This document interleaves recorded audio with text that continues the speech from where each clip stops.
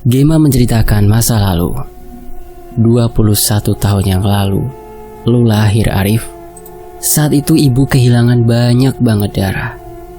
Dokter bilang kalau ibu mungkin akan kehilangan nyawanya setelah ngelahirin lu. Kondisi lo juga lemah saat itu. Kemungkinan lo hidup sedikit. Saat itu bapak stres karena gak bisa ngelakuin apa-apa selain ngerelain kalian berdua. Jelas Gema. Gue tahu kalau soal itu kak, potong Arif. Gue belum selesai, ujar Gema lalu ia melanjutkan ceritanya. Temen bapak yang satu perkumpulan samanya ngasih saran. Dia tahu tempat tabib yang bisa nyembuhin ibu dan elo. Tapi ternyata itu bukan tabib, tapi setan. Bapak buat perjanjian dengan mereka buat bisa bikin elo dan ibu sembuh. Tapi syaratnya, bapak harus korbanin dirinya untuk jadi hamba setan itu di neraka. Arif terus mengerutkan keningnya tak percaya dengan apa yang baru saja dia dengar. Tapi kenapa kita diteror? Lo bahkan hampir mati kak. Gema tersenyum. Setan itu sumber keburukan dan penipu. Setelah kalian sembuh dia ingin lebih daripada seorang pengikut. Maksudnya? Bingung Arif. Dia ingin jiwa kalian semua untuk dibawa ke neraka, sambung Wardi. Ia mengerti dengan percakapan ini. Tubuh Arif mendadak lemas. Ia bahkan sulit berdiri sampai harus bersandar ke dinding di dekatnya. Lalu kita harus apa? Cuma ada satu cara. Apa? Memutuskan ikatannya. Ucapan itu sesuai dengan yang Joe pernah katakan pada Arif sebelum dirinya mati. Gimana caranya? Sayangnya gue gak tahu caranya Arif, sesal Gema. Tapi mungkin ibu tahu. Lusa kita harus ketemu sama beliau. Ibu, tapi kan beliau lagi sakit. Gue tahu, tapi semakin lama bakal semakin buruk keadaannya. Yang diucapkan Gema ada benarnya. Arif pun setuju dengan ajakan Gema. Oke, lusa kita ketemu ibu. Sepertinya urusan saya sudah selesai, ucap Wardi. Ia ingin pamit untuk pulang. Sekali lagi terima kasih Wardi. Saya nggak tahu gimana cara balas kebaikanmu, ungkap Arif tulus. Kalau gitu saya pamit. Gue juga deh kalau gitu Rif mau pulang juga, sambung Nana berpamitan. Ya udah, ayo ke depan, ajak Arif. Kak, gue antar mereka dulu ya ke depan, lo istirahat aja di sini. Iya. Kak Gema, aku pulang dulu ya, pamit Nana. Iya nak, makasih ya udah mau jenguk dan temenin Arif. Nana dan Wardi berjalan lebih dulu menuju pintu keluar, sedangkan Arif akan menyusul. Oh ya kak, soal Bang Jo, gue tahu itu akan terjadi. Hah? Udah tahu? Gimana lu bisa tahu? Hampir setengah jiwa gue terperangkap di alam yang berbeda. Bersamaan saat itu juga Jo ada di sana. Arif menelan ludahnya perlahan. Sulit dipercaya kakaknya dapat melewati itu semua. Hari pertama lu masuk rumah sakit, itu hari terakhir juga gue ketemu Bang Jo. Dan saat itu gue rasa bukan Bang Jo yang gue kenal. Iya, saat itu Iblis dan Jo yang asli udah bertukar tempat. Sekarang semua pertanyaan Arif terjawab. Kejadian saat itu ternyata bukanlah sebuah mimpi, tapi benar-benar kenyataan. Jo sekarang udah mati, tapi kenapa ya? Hanya itu pertanyaan Arif saat ini. Gue juga gak paham Rif. Arif merasa aneh jika Kak Gema tidak tahu apa-apa tentang Jo. Padahal mereka sangat dekat dan bahkan Jo tahu apa yang sedang terjadi dengan Gema saat ia koma. Sana, antar temen lu. Udah nunggu lama mereka, ujar Gema mengingatkan. Gue ke bawah dulu ya kak, ucap Arif lalu pergi menemui Nana dan Wardi yang sudah menunggunya di bawah. Hubungan Arif dan Gema memang cukup rumit, tapi dibanding terakhir kali mereka bicara, Gema yang sekarang sedikit lebih aneh, lebih ramah. Di sisi lain, Arif menemukan Nana dan Wardi sedang berbincang di teras rumahnya. Lalu ia pun segera menghampiri mereka berdua. Saya antar ya pulangnya, Arif menawarkan pada Wardi. Gak usah, saya bisa pulang sendiri. Anggap aja ini ucapan terima kasih saya anterin ya. Gak usah. Saya pulang duluan kalau gitu, permisi. Pamit Wardi lalu berjalan pulang. Hati-hati. Arif tidak bisa memaksa Wardi. Pria itu sangat misterius dan baik. Yang penting dia bisa membantu Arif menyembuhkan Gema. Kakak lu udah baik-baik aja sekarang, ungkap Nana senang.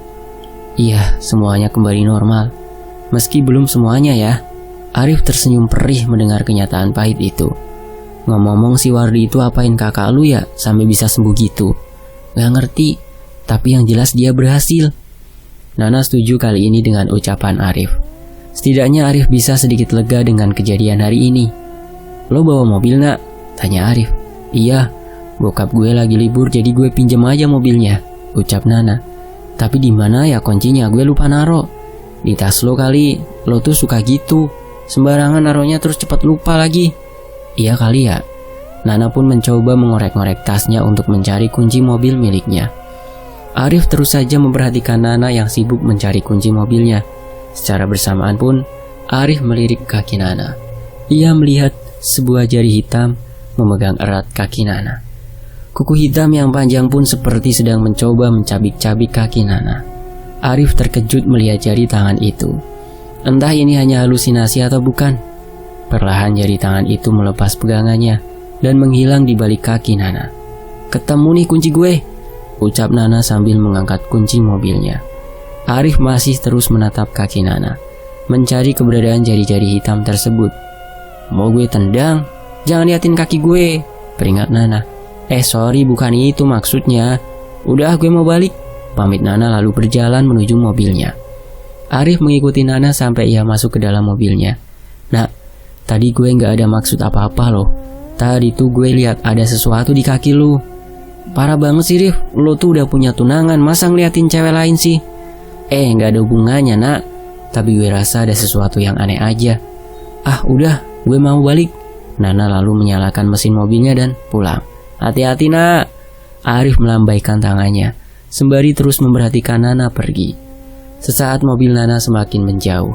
Ia melihat kembali tangan hitam itu berada di jok belakang mobil Nana. Tapi kali ini tangan-tangan hitam itu membentuk sesuatu. Sosok makhluk hitam bertanduk sedang duduk di kursi belakang mobil Nana. Arif merasakan ada sesuatu yang tidak beres. Lalu Arif memutuskan untuk mengikuti Nana. Ia kembali ke dalam rumah memberitahu Gema kalau dirinya akan pergi sebentar. Arif mengambil motornya di garasi, terus mengikuti Nana dari belakang. Arif kehilangan jejak Nana. Jalan yang biasa Nana lalui untuk pulang, ternyata tidak ia lalui. Mungkin dia lewat jalan yang lain dan Arif terus mencoba mencarinya. Saat Arif melewati sebuah jalan besar, ia melihat sosok hitam itu kembali berdiri di pinggir jalan. Tubuh seperti rusa tetapi memiliki tangan di mulutnya. Matanya sangat putih dan kosong. Arif merinding melihat makhluk itu ada di sana. Tapi ia masih bersyukur karena melihat sekilas karena Arif sedang berada di motornya. Setelah ia melewati makhluk itu, Arif melihat banyak kerumunan orang di depan. Karena penasaran, Arif memperlambat laju motornya untuk melihat ada kejadian apa. Betapa terkejutnya Arif melihat mobil Nana sudah terbalik di pinggir jalan. Dengan cepat Arif turun dari motornya dan berlari menghampiri mobil Nana. Nana! Arif menemukan Nana sudah tergeletak di dalam mobilnya dengan posisi terbalik karena tubuhnya tersangkut seatbelt miliknya. Nana, lu kenapa nak? Rahangnya terlihat patah. Ia mengeluarkan banyak sekali darah dari mulutnya. Dengan wajah dan rahangnya yang hancur, Nana mencoba untuk bicara. Tolong, ucap Nana terbata-bata dan tak jelas. Tangan Nana ia julurkan agar bisa meraih Arif. Tapi tubuh Arif melemas melihat Nana yang sekarat. Mata Arif perlahan melirik ke balik pohon di belakang mobil Nana. Ternyata makhluk itu sudah ada di sana, menatap Arif dari jauh. Ia memegang sebuah tangan lalu memakannya dengan lahap. Trat! Banyak darah yang menyemprot ke wajah Arif. Ia melirik Nana kembali dan sekarang Nana sudah mati di sana. Terlihat tangannya hilang sebelah karena sudah diambil oleh makhluk itu. Dan di sisi lain, ketemu nih kunci gue, ucap Nana sambil mengangkat kunci mobilnya. Arif tersadarkan kembali. Ia merasa aneh dengan situasinya yang sekarang. Mau gue tendang, jangan liatin kaki gue, peringat Nana. Dejavu. Sorry, bukan itu maksudnya. Untuk kedua kalinya, Arif merasakan hal seperti ini. Ia pernah melakukan ini sebelumnya. Udah, gue mau balik, pamit Nana lalu berjalan menuju mobilnya. Gue ikut, pinta Arif. Ngapain? Bingung Nana. Sikap Arif menjadi aneh. Gue mau ke rusun lama gue. Ada barang yang ketinggalan. Gak jauh juga kan dari rumah lu. Arif terpaksa berbohong. Kak Gema gimana? 5 tahun dia tinggal di rumah ini sendirian. Gak masalah kalau gue tinggal sebentar. Ya udah ayo. Nana dan Arif berjalan menuju mobil. Dan selama jalan itu Arif terus berpikir tentang penglihatan dia yang barusan. Kenapa sih lu? Aneh banget tiba-tiba gini. Heran Nana. Gak apa-apa, cuma mau mastiin sesuatu aja. Apa? Nanti gue ceritain.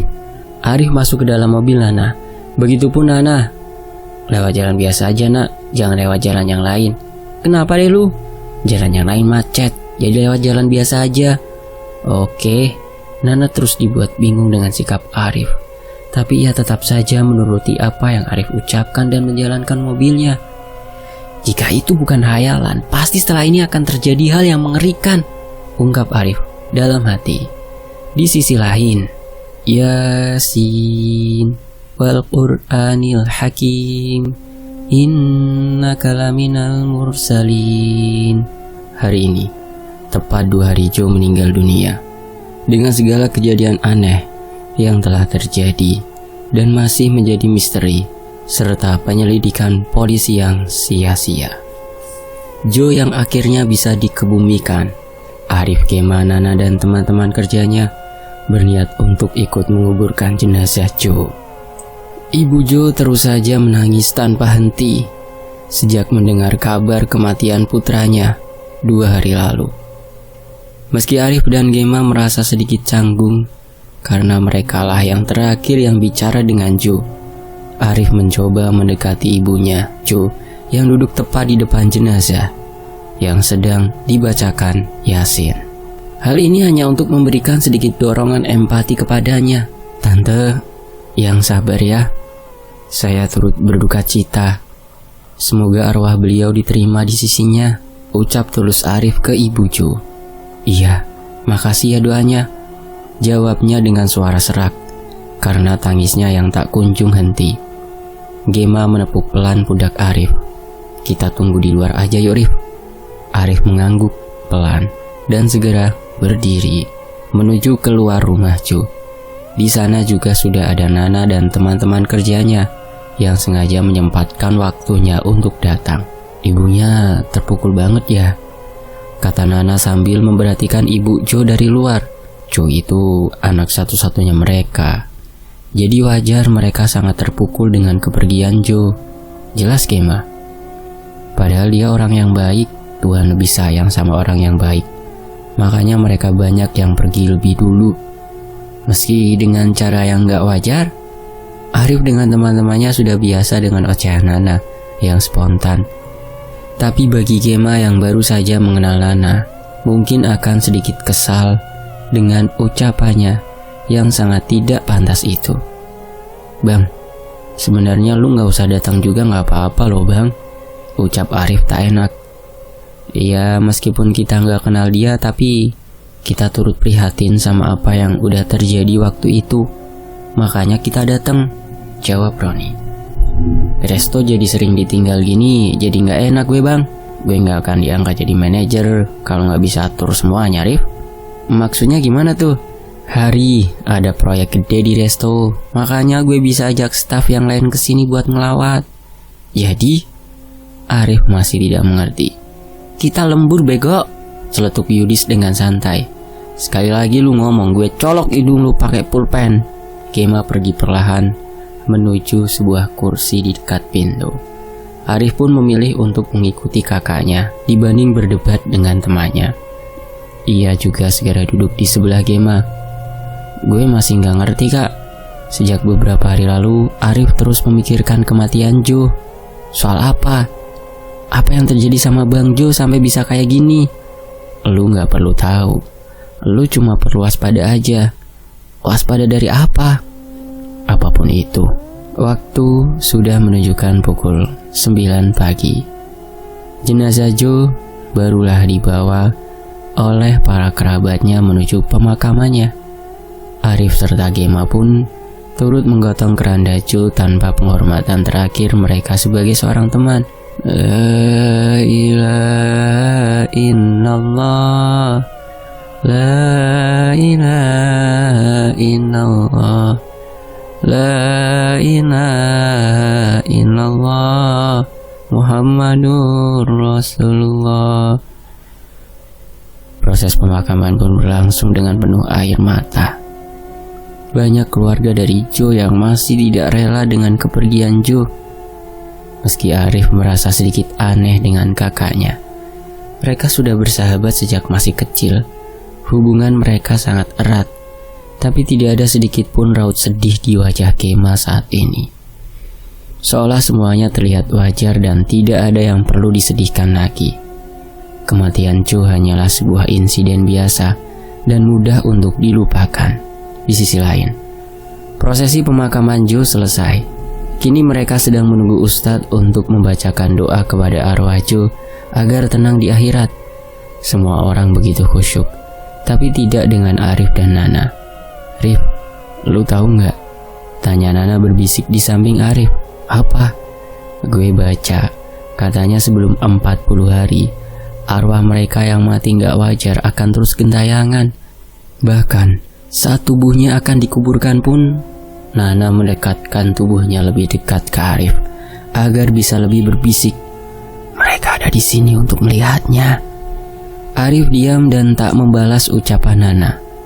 Ia hanya menatap lurus dengan tatapan kosong. Tapi di balik tatapan kosong itu, Arif melihat dari sela-sela orang di sana. Ia melihat sosok seperti Joe sedang menatap Arif balik dengan wajah yang sangat pucat dan dingin. Dengan cepat Arif mengedipkan matanya dan menunduk. Ia berharap itu hanya halusinasi dari Arif semata. Terus lu tahu gak sih apa yang lebih serem dibanding lihat setan? Nana melanjutkan bicaranya. Arif mencoba melirik sekali lagi ke arah yang tadi untuk memastikan bahwa tadi hanya hayalan. Tapi ternyata itu semua hampir seperti nyata. Sosok Joe lagi-lagi berdiri tegak menatap Arif tajam. Kini ia sudah berdiri lebih dekat, bahkan di depan orang-orang yang tidak sadar dengan kehadirannya. Tatapan Joe sangat menusuk tajam ke arah Arif. Tubuhnya sedikit miring karena patah seperti siap jatuh dan terbelah menjadi dua kapan saja. Nafas Arif mulai tak terkontrol. Ia kembali menundukkan kepalanya sembari terus menarik nafas dalam-dalam agar dirinya terkendali. Di sisi lain, Arif menjawab tentang pertanyaan Nana tadi. Saat mereka natap balik kita apa? Bukan, jawab Nana. Arif mengerutkan keningnya heran. Meski ia sedang ketakutan, tapi ucapan Nana cukup membuatnya bingung. Jujur, itulah yang membuat Arif ketakutan saat ini. Tapi, waktu mereka terus-menerus ngeliatin kita, tanpa pernah kita sadari. Jawaban Nana membuat Arif semakin merinding. Arif menengok ke arah Nana yang ada di sampingnya. Wajah pucat yang sedang membuka mulutnya lebar, dengan bola mata putih menonjol, siap keluar dari lubang matanya. Berdiri tepat di depan wajah Arif.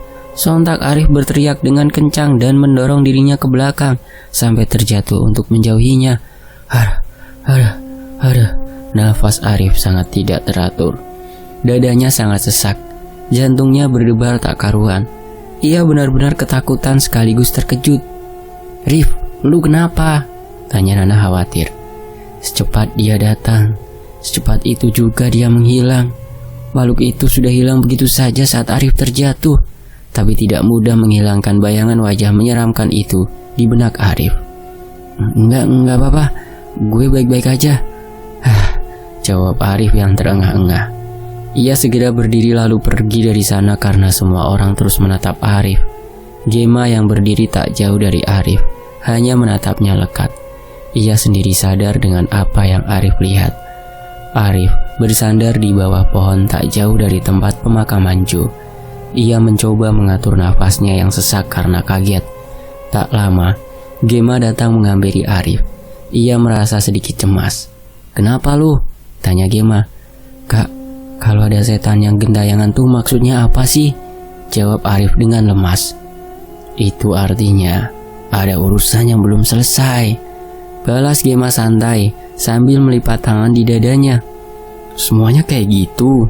Enggak juga. Ada beberapa juga emang hanya sekedar ngambil bentuk raga kita. Mereka yang ambil bentuk raga kita itu yang emang udah bareng kita sejak dulu. Jadi waktu kita meninggal, dia suka ambil bentuk raga kita. Gimana cara kita bedainnya, Kak?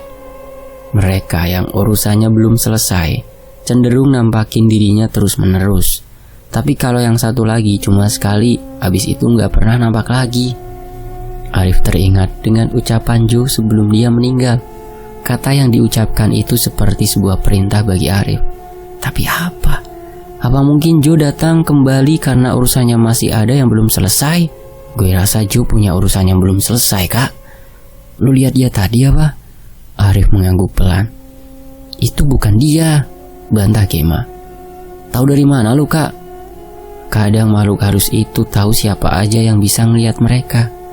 Jadi mereka suka iseng nyamperin. Jadi yang tadi bukan Bang Jo? Bukan, ucap Gema datar. Gue pulang duluan, mau istirahat. Tanpa kata lagi, Gema pergi duluan meninggalkan Arif.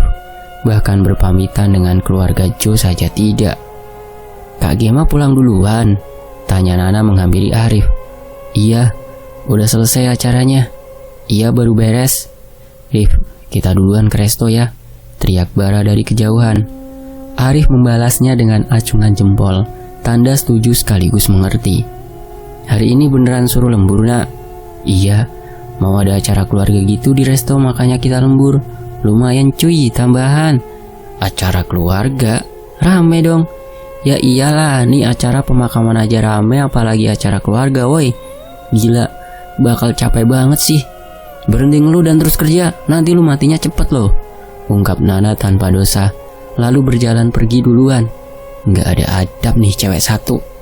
Sebelum Arif beranjak dan mengikuti Nana, lagi-lagi ia menyadari sesuatu, perasaan yang sering sekali ia rasakan, seperti sesuatu dengan memperhatikannya dari jauh. Arif mencari setiap sudut di pemakaman itu, lalu ia melihat seseorang sedang berdiri sangat jauh, sedang memperhatikan Arif. Dengan keadaan yang cemas, Arif segera berjalan cepat menuju motornya. Arif segera mengambil kunci motornya dan menyalakan motor itu. Tapi karena panik, ia sampai tidak bisa menghidupkan motornya. Duluan ya Arif, Nana pergi dulu menggunakan mobilnya. Iya ya, Arif masih mencoba menghidupkan motornya. Ia merasa sedikit tertekan karena merasa orang itu mengikutinya. Ayo nyala, gerutu Arif sambil menyala motornya itu. Akhirnya motornya pun menyala. Sesaat Arif ingin jalan, ia melirik sedikit di kaca spionnya. Ternyata orang itu sudah berdiri tepat di dekat motor Arif. Sangat jelas baju hitam yang ia kenakan terlihat di kaca spion motor Arif. Tanpa pikir panjang, Arif mengegas motornya dengan kencang menuju resto. Tak peduli dengan apapun yang ada di depannya, Arif hanya berpikir untuk segera menjauh dari sana dan membuat orang itu berhenti mengikuti Arif. Mungkin ada satu lagi hal yang menyeramkan dibanding diperhatikan terus-menerus, tapi diikuti tanpa henti-henti. Di sisi lain, brak! Arif menutup pintu restoran sangat keras dan tergesa-gesa. Orang yang sedari tadi mengikutinya masih terasa, meski Arif tidak bisa melihatnya di mana-mana. Dari dalam restoran, Arif mencoba mencari orang itu, tapi tetap tidak ada siapa-siapa. Nafas Arif juga mulai tidak terkendali. Ia terengah-engah seolah baru saja berlari berkilo-kilometer. Nana yang sudah berseragam rapi heran melihat tingkah Arif. Kenapa Arif? Tanya Nana menghampiri Arif. Ada yang lagi ngikutin gue, Nak. Masih siang loh, Rif. Nana juga sedikit khawatir. Arif menggelengkan kepalanya. Bukan, kali ini manusia, ungkap Arif dan menatap Nana. Lu tahu, manusia itu bisa lebih mengerikan dibanding setan. Arif terus menarik nafasnya, tak teratur. Ia sangat kelelahan. 2 jam lagi mau mulai, cepat! Roni teriak dari dalam dapur. Sifat manajernya kembali keluar saat sudah jam kerja. Untuk saat ini Arif tidak bisa terus hanyut dalam rasa takutnya. Ia harus bersikap profesional jika sudah bekerja. Sementara itu di sisi lain, toko telah tutup lebih awal. Roni sengaja melakukan itu karena target penjualan sudah cukup untuk menutupi kerugian 2 hari yang lalu. Arif, Roni, dan karyawan lainnya sepakat untuk tidak pulang dulu. mereka memilih untuk duduk dan berbincang-bincang sebentar, sampai waktu pulang nanti. Gak salah ya, lu ditunjuk jadi manajer, puji Arif pada Roni. Ingat, bokap gue keturunan Cina, soal duit sama dagang nomor 1. Gini doang sih gampang ngakalinya. Bagus deh, yang penting kita nggak dipotong gaji kan, sahut Yudis. Lu potong gaji, gue juga kena potong gaji. Gue gak sejahat itu walaupun manajer. Nana seketika berdiri. Tepuk tangan saudara-saudara, yuk angkat minuman lu dan beri ucapan terima kasih buat manajer hebat kita. Mereka berlima pun mengangkat minumannya masing-masing. Meskipun itu hanya minuman bahan sisa yang ada di dapur, tapi tetap saja terlihat keren bagi Nana. Gak ada lagi deh orang kayak lu, Ron. Kalau lu resign dari sini gue ikutan, ucap Bara tiba-tiba. Lu tuh bukan anak gue, gak usah ikut-ikutan, jawab Roni meledek. Nggak jadi gue muji lu, setan. Semua yang ada di ruangan itu pun tertawa mendengar ucapan Bara, termasuk Arif. Ia bahkan sampai merasa sakit di perutnya karena terlalu kencang tertawa. Posisi Arif melihat lurus tepat ke arah jendela luar resto. Di balik pohon yang gelap, nampak jelas sebuah bola mata sedang mengintip ke arah Arif. Seketika, Arif menghentikan apapun yang sedang ia lakukan, membuat orang-orang yang ada di sekitarnya pun mendadak ikut berhenti dan bingung melihat Arif. Rif, ada apa lagi? Tanya Nana sambil menyadarkan Arif. Arif tidak mau menjawabnya. Dia hanya menggelengkan kepalanya, menandakan kalau dirinya baik-baik saja. Setidaknya itu yang ada di pikiran teman-teman Arif. Besok, lu ambil cuti buat ke rumah ibu lu. Kini giliran Roni yang bertanya. Iya bang, cuma sehari aja kok. Gak masalah kalau lo ambil lebih. Jatah cuti lo masih banyak, belum dipakai. Iya bang, makasih. Gue cuma mau ngecek keadaan ibu gue sama banyak soal sesuatu. Rif, panggil Nana. Jawab Arif sembari minum. Gue kok ngerasa ada yang aneh ya sama Kak Gema. Gue juga gak ngerti nak. Kakak lu masih serem Rif, celetuk Bara. Dengan cepat ia ditendang oleh Yudis. Sorry, gak masalah. Dia emang lagi bersikap aneh akhir-akhir ini. Pandangan mereka sekarang teralihkan pada Nana. Kini ia sedang asik memainkan ponsel, lalu membuka kamera. Ia berakting layaknya vlogger terkenal. Guys, mau cerita. Jadi hari ini tuh kita baru kerja Rodi, dan bapak manajer gue yang baik hati ini ngizinin kita pulang lebih awal. Nana membalik kamera menjadi kamera belakang. Say hello dong Ron, paksa Nana. Dengan terpaksa Rodi tersenyum dan menuruti perintah Nana. Dengan sengaja Nana juga mengambil video teman-temannya yang lain. Kini giliran pandangan Nana yang teralihkan. Ketika Nana sedang mengambil video ke arah Arif, ia melihat banyak sekali orang yang sedang berdiri di belakang. Tapi saat Nana melihat secara langsung, orang-orang itu tidak ada. Bayangan hitam berdiri sejajar di belakang Arif. Mereka terlihat jelas dari kamera ponsel Nana. Nana berkali-kali memastikan mereka semua memang ada di belakang Arif. Hanya melalui kamera saja, tapi tetap membuat Nana merinding ketakutan. Ia lalu mematikan ponselnya dan berhenti merekam.